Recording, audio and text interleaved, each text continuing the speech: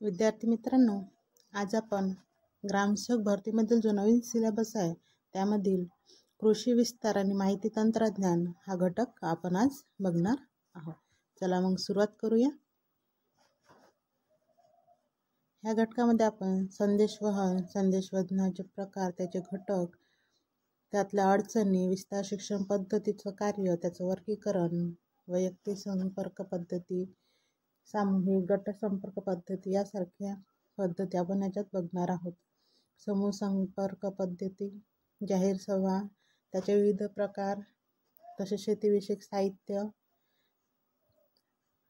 हे सर्व आपण याच्यामध्ये बघणार आहोत. विस्तार कार्यकर्ता, हे सर्व आपण याच्यामध्ये कव्हर करणारा सर्व टॉपिक हा आपण या एकाच व्हिडिओमध्ये कव्हर केलेला आहे. तरी सर्वांनी चॅनलवर नवीन असाल तर लाईक, शेअर आणि सबस्क्राईब करायला विसरू नका. चला सुरुवात करूया. मग विस्तार म्हणजे काय? तर स्वतःला असलेले ज्ञान किंवा माहिती इतरांना देणे म्हणजे विस्तार होय. लोकांच्या जीवनाच्या दर्जा शाश्वत सुधारणा घडून आणण्यासाठी त्यांच्या क्षमतांचा विकास घडून आणणे किंवा आणणारे शास्त्र म्हणजे विस्तार होय.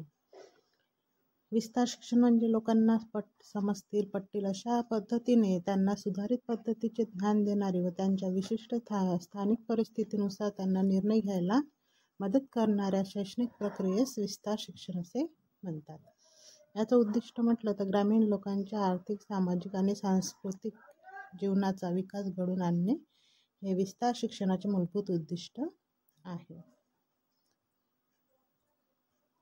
आता विस्तार शिक्षणाचे मूलतत्व म्हटलं तर स्थानिक परिस्थितीचे मूलतत्व, तृणमूल संघटनांचे मूलतत्व, गरजा व आवश्यकतांचे मूलतत्व, स्थानिक प्रचलित ज्ञानाचे मूलतत्व, सांस्कृतिक बदलाचे मूलतत्व, सांस्कृतिक विभिन्नतेचे मूलतत्व, लोकशाही मार्गाचे मूलतत्व, असे हे सर्व विस्तार शिक्षणाचे मूलतत्व आहे.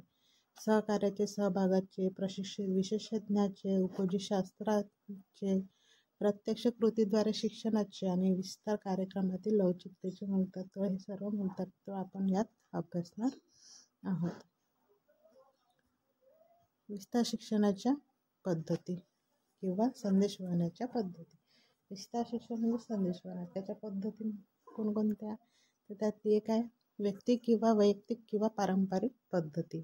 विस्तार कर्मचाऱ्याकडे वेळेची उपलब्धता असल्यास व तिथपर्यंत पोहोचणे सहज शक्य असल्यास मोजक्या लोकांना संपर्क करण्यासाठीची पद्धत म्हणजेच व्यक्ती किंवा वैयक्तिक पद्धत. म्हणजे स्वतः जाऊन भेटणं, त्याला वैयक्तिक भेट, शेतावर भेट, घरी भेट, कार्यालयात भेट, या सर्व याच्यामध्ये येतात.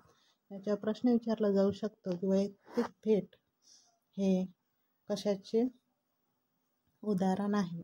किंवा व्यक्ती भेट पद्धतीचे, पारंपरिक भेट पद्धतीचे, वैयक्तिक दोन्ही म्हणतात.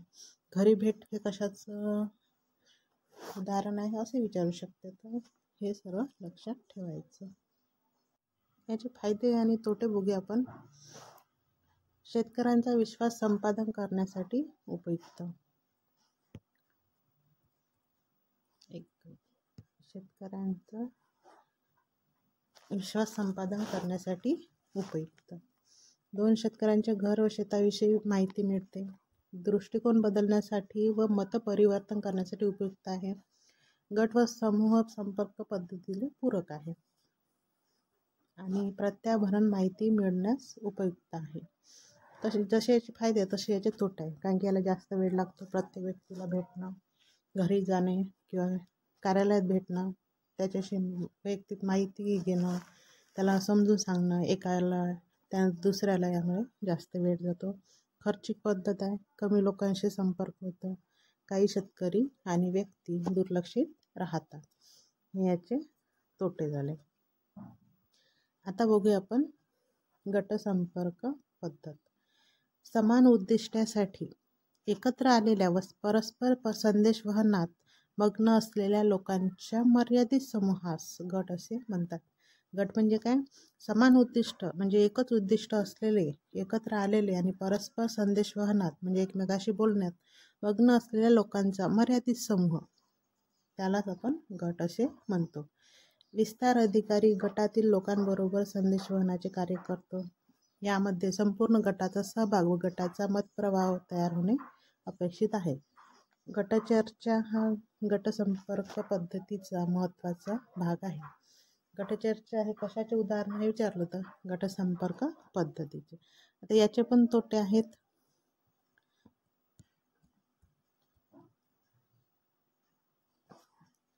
बघा फायदे बघा आधी. समोरासमोरील संपर्क, इच्छित लोकांबरोबर एकाच वेळी संपर्क, परस्परात आंतरक्रियेची संधी, सामाजिक संबंध प्रस्थापित होतात, गटामुळे लोकात मतभेद न होता एकमत होते, कमी खर्चिक पद्धत आहे, प्रत्याभरण मिळण्यास उपयुक्त आहे. आता याचे तोटे बघूया आपण. गटामध्ये मतभेद होण्याची शक्यता असते. जाती व गावातील गटातटाच्या राजकारणामुळे संदेशवहनात व निर्णय घेण्यात अडचणी येतात. हा एक महत्त्वाचा यातला तोटा आहे. वेगळ्या जातीचे लोक असतात आणि गट असतात त्यांचे, त्यामुळे राजकारण तर गावात असतेच, त्यामुळे त्यांच्यासोबत निर्णय घ्यायला अडचणी येतात. आता बघू आपण समूह संपर्क पद्धती. या पद्धतीमध्ये विस्तार अधिकारी श्रोत्यांच्या वैयक्तिक अडीअडचणीचा व परिस्थितीचा विचार न करता एकाच वेळी असंख्य लोकांशी संपर्क साधतो. कमीत कमी वेळेत जास्त लोकांशी संपर्क साधण्यासाठी उपयुक्त पद्धत श्रोतावर्ग लाखोंच्या संख्येने असू शकतात. समूह संपर्क पद्धत म्हटलं तर दूरदर्शन, वर्तमानपत्र, प्रदर्शन हे यामध्ये येतात. दूरदर्शन, वर्तमानपत्र, प्रदर्शन हे कशाचं उदाहरण आहे? समूह संपर्क पद्धतीचे. हे उदाहरणं लक्षात ठेवायचे. आता याचे फायदे बघूया. लोकात जाणीव जागृती करण्यासाठी उपयुक्त आहे, माहिती देण्यासाठी व मत परिवर्तन करण्यासाठी उपयुक्त, कमी वेळेत एकाच वेळी असंख्य लोकांपर्यंत संपर्क साधता येतो आणि कमी खर्चिक आहे. त्याचे तोटे आहे वैयक्तिक संपर्काचा अभाव, प्रत्याभरण मिळणं अवघड असतं. म्हणजे प्रत्येकाचा आपण फीडबॅक नाही घेऊ शकत ना, कोणाला समजलं कोणाला नाही समजलं, कोणाचे काय प्रॉब्लेम आहे आपण नाही विचारत ना त्यामध्ये. हे यामध्ये तोटे आहे. चला आता बघू आपण संदेश वहन. संज्ञापन. ज्या प्रक्रियेत संदेश किंवा माहिती ही श्रोत्यांकडून श्रोत्याकडे म्हणजे ग्राहकाकडे संक्रमित केली जाते त्या प्रक्रियेस संदेशवहन किंवा संज्ञापन असे म्हणतात. म्हणजे संदेश किंवा माहिती ही श्रोत्याकडून श्रोत्याकडे म्हणजे बोलणाऱ्याकडून ऐकणाऱ्याकडे संक्रमित केली जाते, त्याला संज्ञापन किंवा संदेशवहन असे म्हणतात. आता संदेशवहनाची प्रक्रिया ही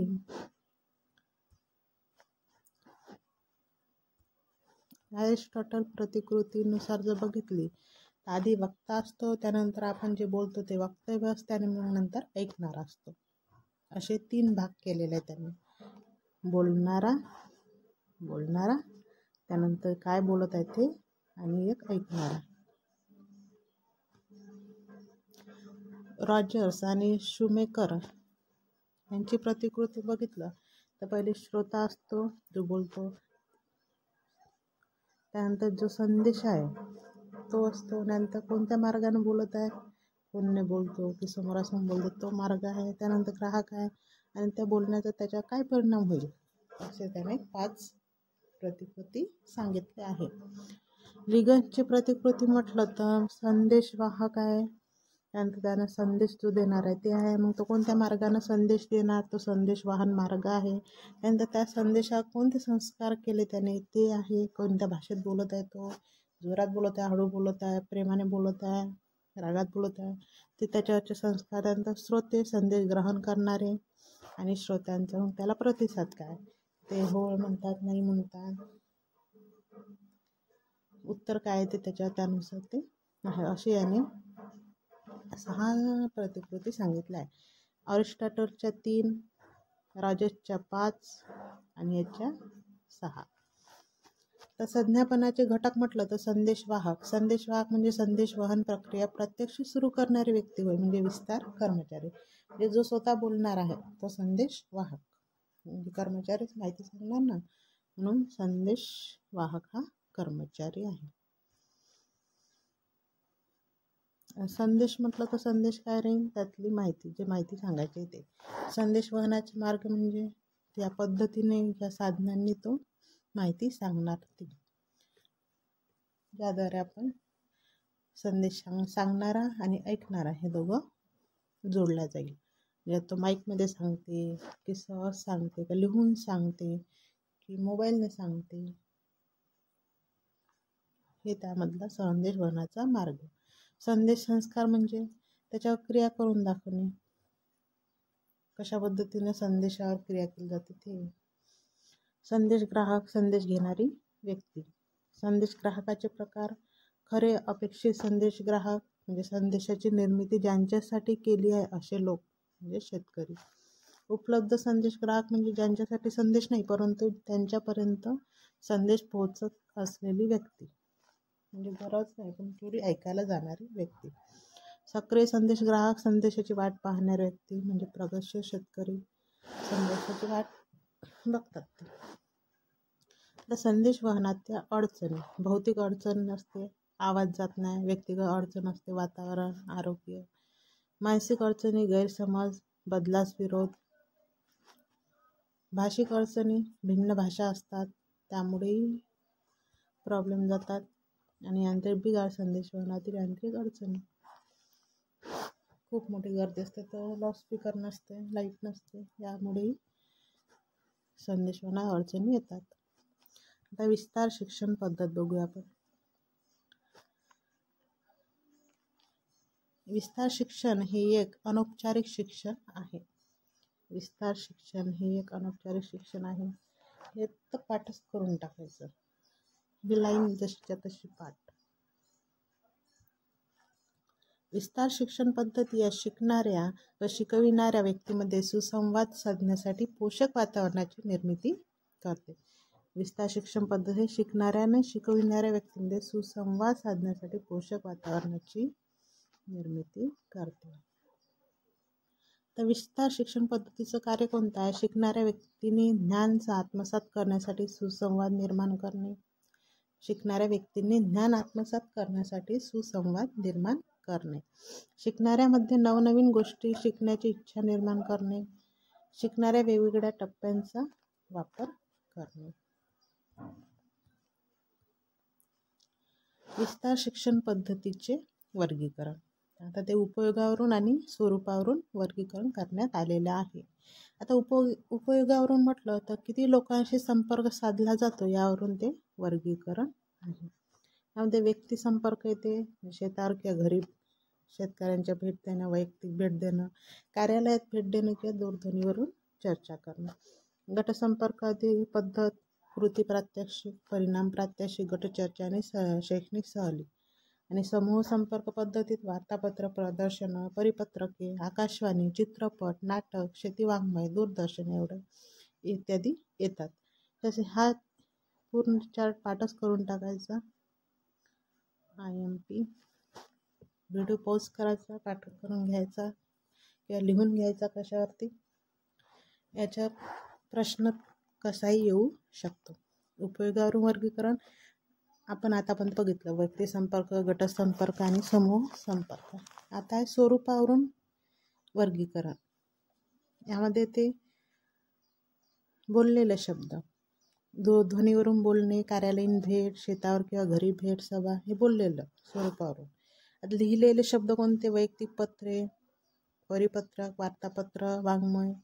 दृकसाधने याच्यावरून प्रदर्शन बघतो ना आपण, व्यक्तिचित्र, चित्रपटिका, परिणाम प्रात्यक्षिक, नमुने, आलेख, तक्ते, हे सर्व दृकसाधने.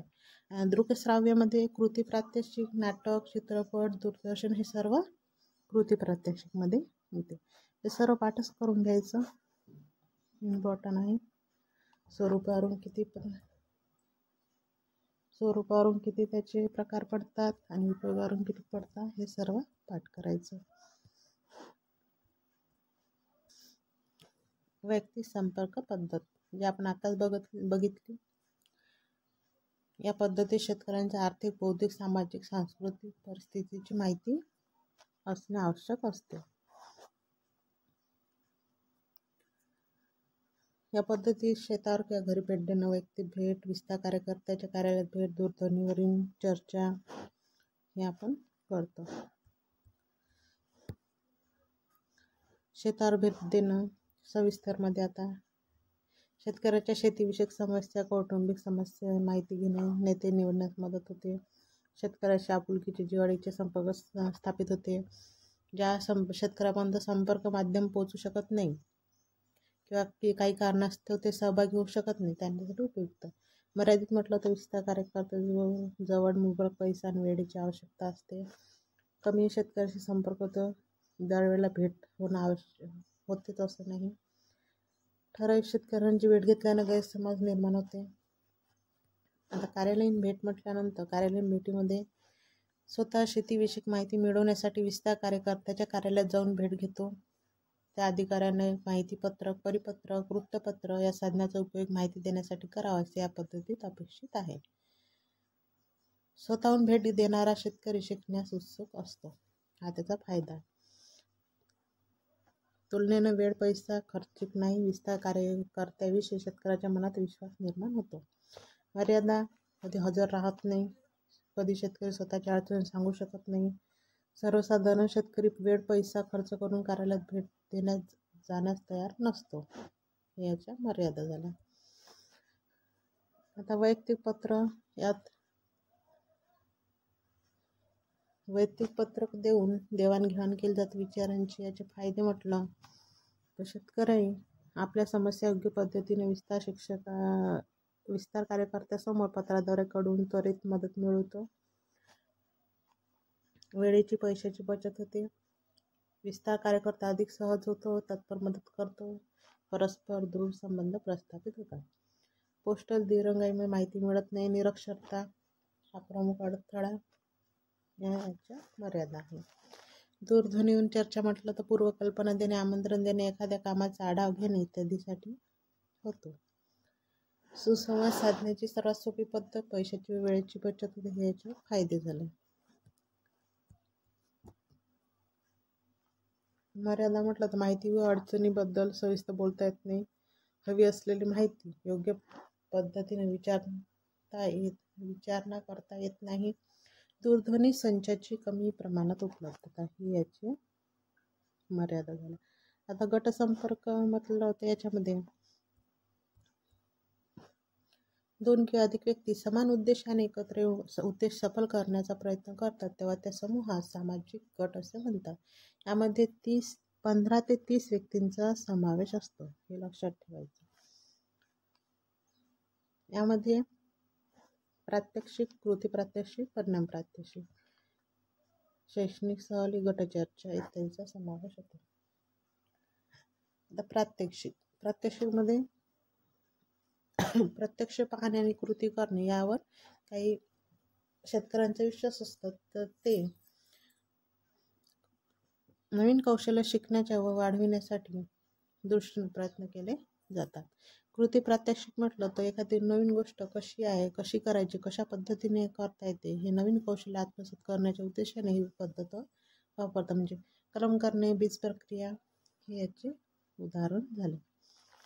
फक्त याच्यामध्ये उदाहरण लक्षात ठेवा, बाकी एवढी माहिती लक्षात ठेवण्याची गरज नाही. गटसंपर्क पद्धतीमध्ये किती व्यक्तींचा समावेश असतो? 15 ते 30 व्यक्ती. यामध्ये कोणकोणते पद्धती असतात? प्रात्यक्षिक पद्धत, शैक्षणिक सहल, गटचर्चा. प्रात्यक्षिकमध्ये कृती प्रात्यक्षिक, परिणाम प्रात्यक्षिक, त्यानंतर व्याख्यान सभा, परिणाम प्रात्यक्षिक,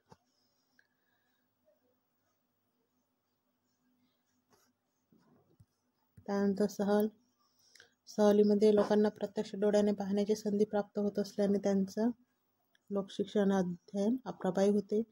संशोधन केंद्र, प्रशिक्षण संस्था, प्रदर्शने, परिषदा इत्यादी गोष्टी पाहण्यासाठी शैक्षणिक सहलीचे आयोजन केले जाते. संशोधन केंद्र हे कशाचं उदाहरण आहे? शैक्षणिक सहलचं. शैक्षणिक सहल हे कशाचं उदाहरण आहे? गटचर्चेचं.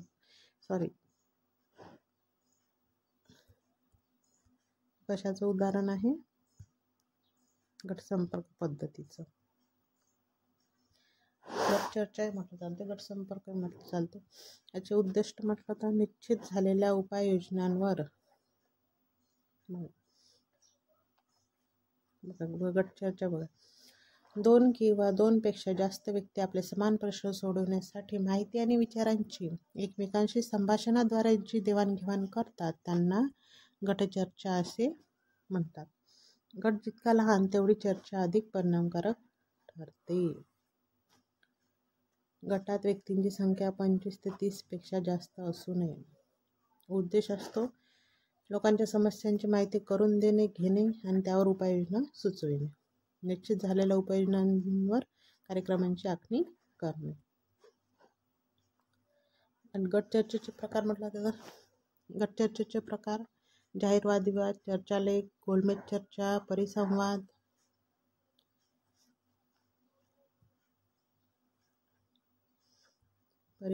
त्यानंतर तज्ज्ञ पंचासमवेत चर्चा, वादविवाद, कार्यशाळा, परिषद इत्यादी त्यामध्ये येतात. तज्ज्ञ पंचासमवेत चर्चेमध्ये 6 ते 7 वक्ते असतात.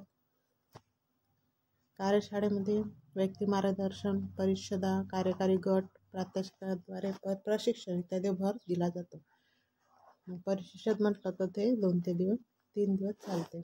परिषदेचे उद्दिष्ट माहितीचे आदानप्रदान, अनुभवांचे आदानप्रदान, प्रशिक्षण, अडचणींचे निराकरण, जाहीर वादविवाद, शिवार फेरी आणि अभ्यास दौरा इत्यादी त्यामध्ये गट चर्चेमध्ये येते. चला नेक्स्ट, समूह संपर्क पद्धती. एकाच वेळी मोठ्या जनसमुदायांच्या संपर्कासाठी वापरण्यात येणाऱ्या पद्धती समूह संपर्क पद्धती असे म्हणतात. या पद्धतीत शेतीविषयक वाङ्मयाचा मोठ्या प्रमाणात वापर केला जातो. आता शेती वाङ्मय, त्याचे फायदे: छापील मजकुरावर लोकांचा विश्वास असतो, उपलब्ध वेळेनुसार ते वाचता येते, माहिती अचूक आणि लगेच उपलब्ध होते, कमी खर्चात मोठ्या समूहापर्यंत पोहोचते. आता मर्यादा म्हटलं तर निरक्षरतेचे प्रमाण: छापील साहित्य सार्वजनिक स्वरूपामध्ये लगेच उपयुक्त ठरेल असं नाही. तर प्रदर्शन: एखादी गोष्ट शिकवण्यासाठी किंवा त्याच्यात रस निर्माण करण्यासाठी विविध प्रतिकृती, नमुने, तक्ते, माहिती पत्रके इत्यादीचा वैशिष्ट्यपूर्ण मांडणीला प्रदर्शन म्हणतात. प्रदर्शन कशाला म्हणतात? एखादी गोष्ट शिकवण्यासाठी किंवा त्यांच्यात रस निर्माण करण्यासाठी विविध प्रतिकृती, नमुने, तक्ते, माहिती पत्रके यांच्या मांडणीला प्रदर्शन असे म्हणतात. त्याचे उद्देश काय असतात? चांगल्या गोष्टीबाबत लोकांमध्ये जागरूकता निर्माण करणे, नवीन नवीन तंत्रज्ञानाचा प्रचार व प्रसार करणे, लोकांमध्ये तंत्रज्ञानाची आवड निर्माण करणे. त्याचे फायदे: लोकांपर्यंत पोचते, व्यक्तीच्या कल्पनाशक्तीला चालना मिळते, सर्जनशीलतेला वाव मिळते, स्पर्धात्मकतेला चालना मिळते, काही वस्तूंसाठी बाजारपेठ तयार होते. आता मर्यादा म्हटलं तर पूर्वतयारी व आर्थिक गुंतवणूक आवश्यक असते. एकाच ठिकाणी वारंवार आयोजन करता येत नाही, सर्व विषयासाठी प्रदर्शन आयोजित करता येत नाही, यासारखे यामध्ये मर्यादाही असतात. आता जाहीर सभा: उत्तम वक्ता जनमानसाला प्रभावित करतो. वक्तृत्व कलेसाठी धैर्य व आत्मविश्वास हे मुख्य गुण गरजेचे असतात. उत्तम विचार, कल्पना, अनुभव, समजूतदारपणा यामुळे वक्त्याचा आत्मविश्वास वाढतो. जाहीर सभेच्या माध्यमातून आपले विचार जनतेसमोर मांडता येतात.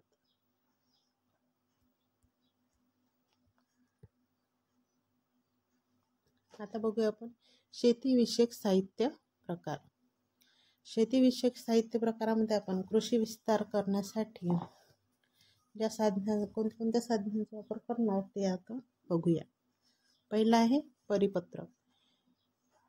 एखाद्या प्रदर्शनाबाबत, बैठकीबाबत किंवा शेती संबंधी किंवा विस्तार कार्यासंबंधी अनेक लोकांना एकाच प्रकारचे पत्र विस्तार कार्यकर्त्याकडून पाठविले जाते, त्याला परिपत्रक असे म्हणतात.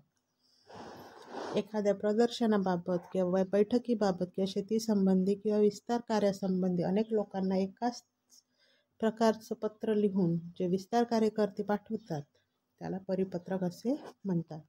परिपत्रकाची कारणे: आगाऊ सूचना, बैठकीस उपस्थिती, आवड निर्मिती, नवीन तंत्रज्ञान, प्रश्नावलीची उत्तरे देणे, युवा संघटना आणि इतर संघटनांमध्ये आवड निर्माण करणे. आता याचे फायदे: विशिष्ट प्रकारची आवड असणाऱ्या लोकांच्या समूहासाठी परिपत्रकाद्वारे उपयुक्त माहिती मिळते. गावातील नेते, सहकारी संस्था यांच्यात विस्तार कार्य करतात. आवड व सहकार्याची भावना वृद्धिंगत होते. आवाहन करण्यासाठी योग्य. तर मर्यादा म्हटलं, छपाई व वाटप यंत्रणा आवश्यक. अशिक्षित व निरक्षर लोकांना उपयोग नाही. सततच्या परिपत्रकाच्या वापराने परिपत्रकाची प्रभावीता कमी होते. हे याचं मेन मर्यादा आहे. लिफलेट बघू. आता सेकंड आहे लिफलेट. परिपत्रक नंतर लिफलेट. लिफलेटद्वारे एकाच विषयाची माहिती किंवा एखाद्या मुद्द्यासंबंधी थोडक्यात माहिती उपलब्ध करून दिली जाते. म्हणजे एकाच विषयाची आणि थोडक्यात माहिती, एखाद्या मुद्द्याबद्दल माहिती दिली जाते, त्याला लिफलेट म्हणतात. म्हणजे लिफलेटद्वारे अचूक व नेमकी माहिती मिळते. चांगली लिफलेट: एकच कल्पना, एकच किंवा विषय असावा. कांदा चाळ, हिरवळीचे खत, पीच प्रक्रिया हे एकच सब्जेक्ट. त्याच्यावर लोकांच्या आवडीची माहिती, भाषा समजण्यास सुलभ, सचित्र माहिती, अचूक व संपूर्ण माहिती असावी. आता आहे घडीपत्रिका. घडीपत्रिका लिफलेट सारखीच असते, मात्र यामध्ये 2-3 घड्या असतात. IMP. घडीपत्रिका ही लिफलेट सारखीच असते, पण यामध्ये 2-3 घड्या असतात. घडीपत्रिकेत एकाच विषयासंबंधी विस्तृत आकृती, फोटो, कोष्टके यासह आटोपशीर माहिती केलेली असते. उदाहरणार्थ गांडूळ खत. हे लक्षात ठेवायचं. माहितीपत्रक. माहितीपत्रकमध्ये एक किंवा एकापेक्षा जास्त विषयाची थोडीशी विस्तृत माहिती दिलेली असते. याचे पाने जास्त असतात.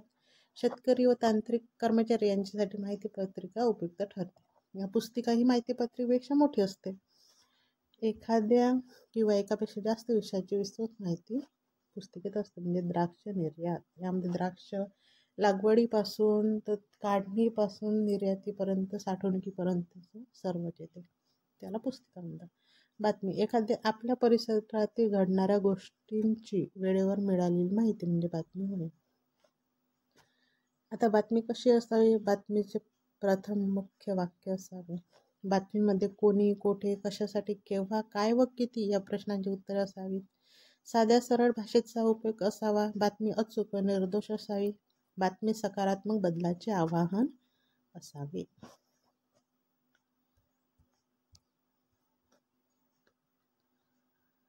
बातमीचे फायदे: अत्यंत कमी वेळात मोठ्या समूहापर्यंत पोहोचते.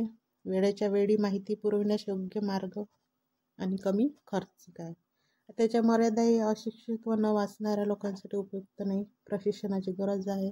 बातमीच्या परिणामाची पडताळणी करता येणे अवघड असते. हे याचे मर्यादा आहे. आता बघूया दृकश्राव्य साधने. दृकश्राव्य साधने म्हणजे डोळे कानांचा उपयोग करून वापरण्यात येणारी साधने होय. यामध्ये छायाचित्र, साहित्य, स्लाईड, चित्रण, चित्रपट, नमुने, तक्ते, आलेख इत्यादीचा समावेश होतो. दृक साधने म्हणजे डोळ्यांनी दिसणारे. दृकश्राव्य साधनाचे प्रकार: प्रक्षेपित साधने, चित्रप्रक्षेपण, slide projector, film projector, overhead projector. घनचित्रदर्शन म्हणजे एपिडायस्कोप. याच्यामध्ये अप्रक्षेपित साधने म्हणजे फळा, फलक, तक्ते, रंगचित्रे, प्रतिकृती, भित्तिपत्रके, चित्रे, आलेख, बाहुल्या, नमुने इत्यादी अप्रक्षेपित साधने. श्राव्य साधने: कानाने ऐकायला येणारे, रेडिओ, टेप रेकॉर्डर, ग्रॅमोफोन. दृक साधने: चलचित्र व दूरदर्शन, व्हिडिओ टेप रेकॉर्डर, नाटक, तमाशा, कीर्तन इत्यादी. रेडिओ हे समूह संपर्कातील महत्त्वाचे साधन.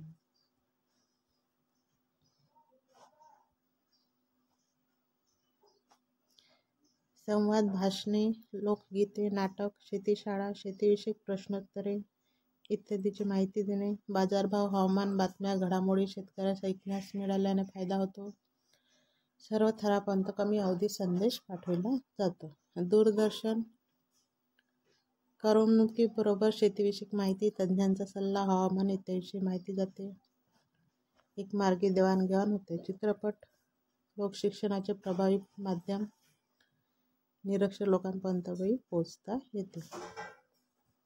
नाटक प्रभावी दृकश्राव्य साधन. नाटकामध्ये लोकांना आकर्षित करण्याची शक्ती. व्हिडिओमध्ये पण विस्तार कार्यकर्त्यासाठी उपयुक्त चित्रे पाहण्यास संदेश ऐकता येतो. ह्या चार्टमध्ये संपूर्ण माहिती दिलेली आहे. उपयोगावरून वर्गीकरण, स्वरूपावरून वर्गीकरण, उपयोगावरून वैयक्तिक संपर्क, गट संपर्क, सामूहिक संपर्क. वैयक्तिकमध्ये कोणकोणत्या बाबी येतात, गट संपर्कामध्ये काय काय येतात, सामूहिक संपर्कामध्ये काय येते, गट चर्चेमध्ये कोणकोणते घटक येतात, हे सर्व या चार्टवर दिलेले आहे.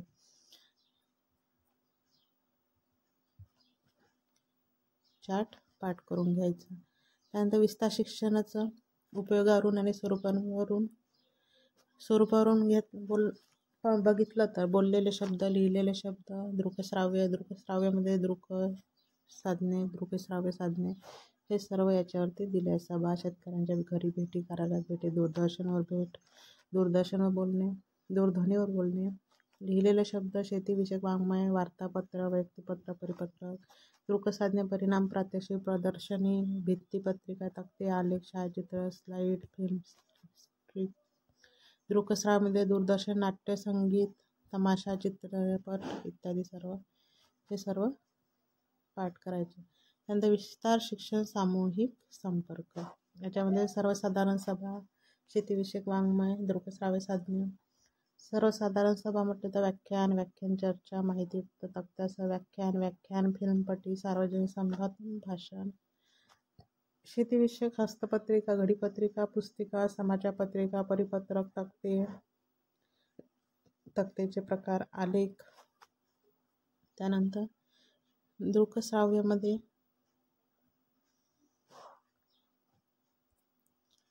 दृकसाधने प्रक्षेपित, अप्रक्षेपित, स्लाईड, फिल्म स्ट्रीप, चित्रदर्शक, फलक, तक्ते, आलेख, रंगचित्रे, नमुने.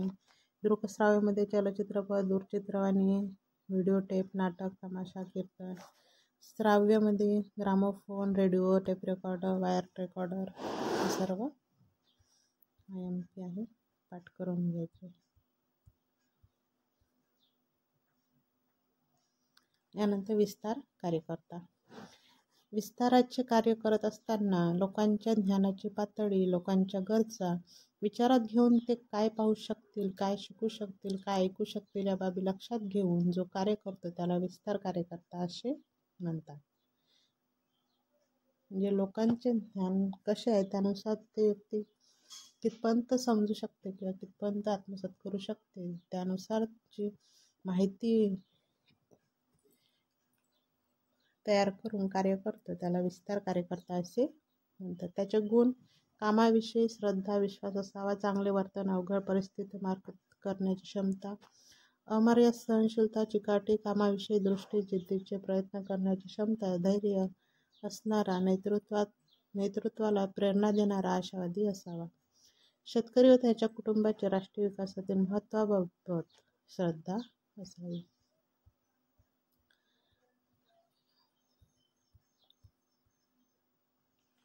त्यानंतर लोकांना उत्तेजन देणारा, स्पष्ट उद्दिष्ट असणारा, लोकशाही स्वरूपाच्या नेतृत्वाचा असावा. विचार परिणामकारक मांडण्याची क्षमता असावी. उपलब्ध साधनसामुग्रीचा विस्तार शिक्षणात उपयोग करून घेणारा असावा. ग्रामीण पार्श्वभूमीचा असावा. संबंधित विषयाचे सखोल ज्ञान आवश्यक, त्याविषयी आवड. त्या विस्तार कार्यकर्त्याचे प्रकार: क्षेत्रीय, गाव पातळीवर कार्य करणारा. मधली पातळी म्हणजे प्रत्यक्ष कार्य करणारा किंवा अप्रत्यक्ष कार्य करणारे, जे की तालुका व जिल्हा पातळीवर असतात. वर्ग 1, वर्ग 2 आणि वर्ग 3चे कर्मचारी. वरची पातळी म्हणजे क्षेत्रीय, जिल्हा किंवा तालुका पातळीवर काम करणारे कर्मचारी, यंत्रणेवर नियंत्रण करणारे अधिकारी किंवा प्रशासक. त्या विस्तार कार्यकर्त्याचे मुख्य 3 प्रकार पडतात: प्रशासक, विषयतज्ञ आणि ग्राम स्तरावरील विस्तार कार्यकर्ता. प्रशासक म्हणजे राज्य स्तरावरील आयुक्त ते गट विकास अधिकारी. विषयतज्ञ म्हणजे महाविद्यालयाचे विषय प्रमुख, त्या विषयातील विषयतज्ञ. राज्य व जिल्हा स्तरावरील विविध विभागांचे प्रमुख विषयतज्ञ. ग्रामस्तरावरील कार्यकर्ते व प्रशासकीय अधिकारी. ग्रामस्तरावरती विस्तार कार्यकर्ता म्हणजे शेतीविषयक कामाची आवड असणारा विस्तार कार्यकर्ता होय. आज आपण कृषी विस्तार विषय आणि त्याचे जे संदेश वाहनाचे मार्ग आहे ते सर्व बघितले आहे. तरी तुम्ही हे सर्व चार्ट व्यवस्थित बघून पाठ करून घ्या.